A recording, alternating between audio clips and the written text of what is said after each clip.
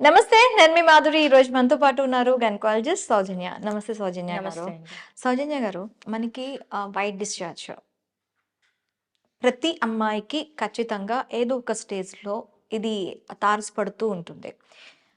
దానివల్ల itching, burning, infections, fungal infection, ఈ చాలా ఇరిటేటింగ్ ఫీలింగ్ ఉంటుంది. అసలు ఈ వైట్ డిశ్చార్జ్ అనేది ఎలా స్టార్ట్ అవుతుంది? మాధురి, వైట్ డిశ్చార్జ్ అనేది it could be normal which is called physiological, hmm. Abnormal. Hmm. Okay.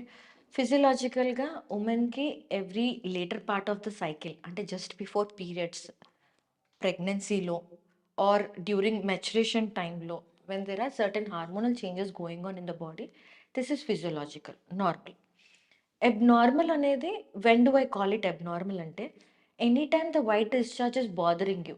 హ్మ్. సేమ్ మీకు వైట్ డిశ్చార్జ్ వల్ల itching, irritation, bumps, painful intercourse, smelly, లేదా discharge is too much like ఒక panty liner అంత వాడాల్సిన అవసరం ఉన్నప్పుడు it is called abnormal discharge. Hmm. Hmm. ఈ the basic thing of troubling the white troublesome white discharge and non troublesome white డిశ్చార్జ్‌తో మనం దాన్ని నార్మల్, అబ్నార్మల్ అని తెలుసుకోగలుగుతాం. Okay. In pregnancy again it is normal because hormones levels ఎక్కువ ఉంటాయి. So ఈ abnormal white discharge ఉన్నప్పుడు తరచుగా మనకి ఇవన్నీ కంప్లైంట్స్‌తో ఫీమేల్స్ అనేవాళ్ళు వస్తుంటారు. సో ఈ వైట్ డిశ్చార్జ్ అనేది మనకి వేరియస్ వైరస్ వల్ల అవ్వచ్చు, ఫంగల్ ఇన్ఫెక్షన్ అవ్వచ్చు, బ్యాక్టీరియల్ ఇన్ఫెక్షన్ అవ్వచ్చు. సో ఒక్కొక్క రకమైన ఇన్ఫెక్షన్‌కి ఒక్కొక్క సార్ట్ ఆఫ్ డిశ్చార్జ్ ఉంటుంది. తరచు కామన్‌గా వచ్చేది వైట్, కర్డీ వైట్‌గా వస్తుంది. ఇట్లా గడ్డలు గడ్డలుగా ప్లాక్స్‌గా పడుతుంది అంటారు. That usually is a fungal infection. Hmm. Second, watery discharge లాగా అవుతుంది. Lot of irritation, non foul smelling ఉందంటే బ్యాక్టీరియల్ అంటాము. వైరల్ గూడా అట్లానే ఉంటుంది. But it will be more of a watery discharge, liquid లాగా ఉంటుంది. బ్యాక్టీరియల్ అయితే మోర్ ఆఫ్ యెల్లోయిష్ వైట్ గానీ, గ్రీనిష్ వైట్ గానీ ఉంటుందనమాట. హ్మ్. ఈ వెజనల్ డిశ్చార్జ్ అనేది మనం యూజువల్‌గా రొటీన్ సింపుల్‌గా ఎగ్జామినేషన్ చేసి, ఆ వైట్ డిశ్చార్జ్ అనేది మనం యూజువల్‌గా ఒక చిన్న స్వాబ్ తీసుకొని దాన్ని టెస్ట్‌కి పంపిస్తే గానీ, మనం కంక్లూషన్‌కి రావచ్చు. ఇది ఏం ఇన్ఫెక్షన్ అని చెప్పి. నెగ్లెక్టెడ్ వైట్ డిశ్చార్జెస్ ఒక్కొక్కసారి ఏంటంటే లోపల వెజైనాలో ఉన్న ఏమన్నా చిన్న పాథాలజీ లైక్ మనకి vagina ends with cervix on the other end. హ్మ్. సర్విక్స్ అనేది మనకి గర్భసంచి మూతి అన్నమాట. ఇక్కడ సెల్స్ అనేవి ర్యాపిడ్‌గా చేంజ్ అవుతూ ఉంటుంది. And this is the common area for cancer. So, cervical cancer early స్టేజెస్‌లో లేదా సర్విక్స్ మీద గూడా ఏమైనా ఇన్ఫెక్షన్ ఎక్కువున్నప్పుడు వైట్ డిశ్చార్జ్ అనేది ఎక్కువ ప్రొడ్యూస్ అవుతుంటుంది. ఓకే. సో, వైట్ డిశ్చార్జ్‌తో వచ్చినోళ్ళు లేదా ఎనీ సార్ట్ ఆఫ్ అక్కడ డిశ్చార్జ్ ఎక్కువున్న వచ్చిన పేషెంట్స్‌కి ఫస్ట్ మేము తరచుగా చేసేది పాప్ స్మియర్ టెస్ట్ అయితే చేస్తాము. వెజనల్ స్వాబ్ ఒకటి తీసుకుంటాము.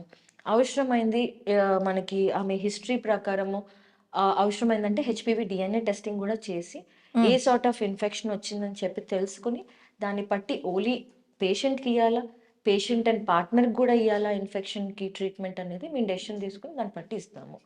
Treatment could be either taking a oral medicine or ఇంటర్నల్‌గా మెడిసిన్, లోకల్ యాంటీబయోటిక్స్ గాని ఇస్తాము. అంటే పెసరీస్ అయి లోపల వెజైనాలో పెట్టుకునేవి గాని ఇస్తాము. లేదా టాపికల్ అప్లికేషన్. సర్టెన్ టైమ్స్ ఏమవుతుందంటే వెజైనల్ ఇన్ఫెక్షన్ బయటకి గూడా స్ప్రెడ్ అయ్యి, మనకి కొన్ని లీజన్స్ లాగా, బంప్స్ లాగా హ్మ్. లేదా మొటిమల్లాగా కనిపిస్తుంటాయి. అక్కడ గూడా అవసరమైతే అక్కడ గూడా అప్లై చేస్తానికి యాంటీబయోటిక్ ఏమైనా అవసరమైతే ఇస్తామనమాట.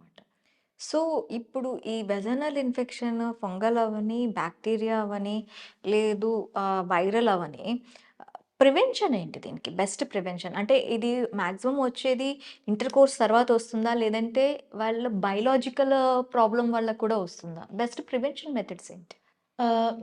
As you said, always prevention is better then cure. Hmm. ప్రివెన్షన్‌కి first and foremost thing, know what is normal, what is abnormal. అంటే హ్మ్. పానిక్ అవ్వద్దు వైట్ డిశ్చార్జ్ చూడంగానే. ఓహ్! ఇదేదో ప్రాబ్లమ్ అని చెప్పకుండా, first any white discharge is normal. అదేమి itching లేదు, smell లేదు, నార్మల్ ఉన్నది. బట్ వన్స్ మీకు ఇచ్చింగ్ వస్తుంది, దాంతో స్మెల్ వస్తుందన్నప్పుడు నెగ్లెక్ట్ చేయకుండా first pay attention to your complaints and go to a gynaecologist to get it checked up. Second thing, prevention వచ్చేసేసి మనకి లోకల్ హైజీన్ మెయింటైన్ అవుతాం. వెజైనల్ వాషెస్ అని దొరుకుతాయి. అయ్యే అని కాకుండా maintaining the local pH is very important. Local pH మారకుండా ఉండటానికి పవర్‌ఫుల్ సోప్స్ వాడకుండా ఉంటాము. తరచున దాన్ని రికరెంట్‌గా షేవింగ్ చేస్తూ దాన్ని లేకపోతే పవర్‌ఫుల్ క్రీమ్స్ అప్లికేషన్ ఇయన్నీ అవాయిడ్ చేస్తాం బెటర్. సెకండ్ థింగ్ ఇంటర్‌కోర్స్ చేసేటప్పుడు try avoiding multiple sexual partners. Even if in case early you are starting sexual intercourse, try having a protected intercourse. And తరచు మీరు ఎవ్రీ 3 ఇయర్స్‌కి ఒకసారి especially women who are sexually active once in 3 years get a pap smear test done. And ఎప్పుడైతే మనకి infection ఎక్కువ ఉన్నప్పుడైతే get your gynaecologist checkup.